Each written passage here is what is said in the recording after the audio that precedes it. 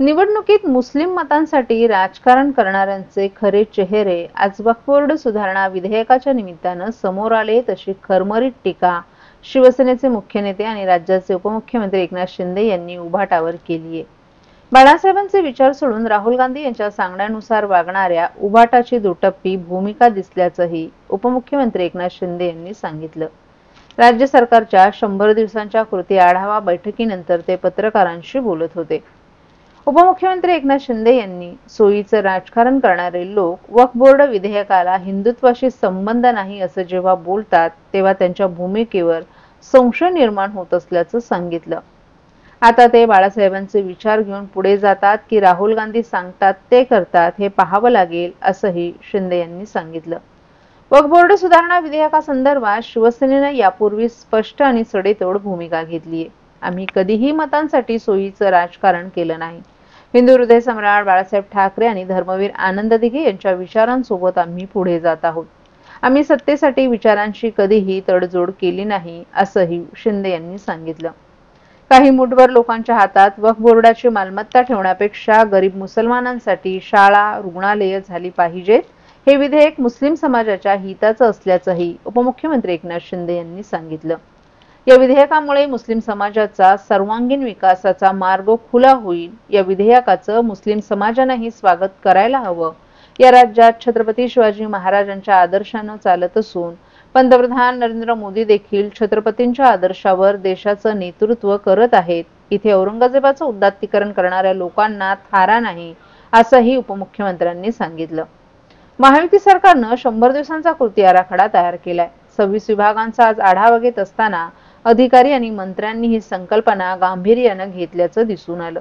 यातील 100% पूर्ण झाले असून 25% काम प्रगतीपथावर आहे। 100 दिवसात 85% काम पूर्ण होतील अशी माहिती उपमुख्यमंत्री एकनाथ शिंदे यांनी या बैठकीनंतर माध्यमांना दिली आहे। 100 दिवसातील कामांना गती मिळाली आणि संकल्पनेनुसार अधिकारी वर्गानं काम केलं। प्रत्येक विभागाची कार्यक्षमता यातून दिसली। मागील 2.5 वर्षात महायुती सरकारनं जे काम केलं त्याच वेगानं आता काम होईल। आता महाराष्ट्र थांबणार नाही, तो दुप्पट चौपट वेगाने पुढे जाणार असा विश्वासही उपमुख्यमंत्री शिंदे यांनी व्यक्त केला। वक्फ बोर्डाच्या संदर्भामध्ये शिवसेनेची भूमिका आम्ही पूर्ण स्पष्ट केलेली आहे की यामध्ये आम्ही सोयीचं कधी राजकारण करत नाही।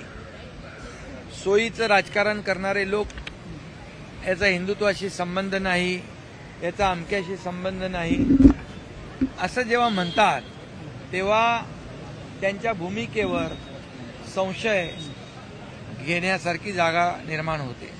आणि म्हणून जे आम्ही घेतो निर्णय ते खुलेआम घेतो। आणि जे बाळासाहेबांचं जे विचार आहेत, आनंद दिघे साहेबांचे विचार जे आहेत, आम्ही जो निर्णय घेतो तो खुलेआम घेतो। आम्ही असं होईल तसं होईल याचा संबंध त्याच्याशी नाही, हे असं दुटप्पी भूमिका आम्ही कधी घेत नाही। म्हणून आमची भूमिका स्पष्ट आम्ही घेतलेली आहे, सडेतोड भूमिका आम्ही घेतलेली आहे आणि सर्वसामान्य माणसाच्या हिताची भूमिका घेतलेली आहे। आणि म्हणून काही मुठभर लोकांच्या हातामध्ये हे जी काही वक्फ बोर्डाची प्रॉपर्टी आहे ती ठेवण्यापेक्षा त्या समाजातल्या बहुसंख्य लोकांना याची सुविधा मिळाली पाहिजे। शाळा झाल्या पाहिजे, कॉलेज झाली पाहिजे, हॉस्पिटल झाली पाहिजे। आज बघा, आज काय कंट्रोल आहे कोणाचा।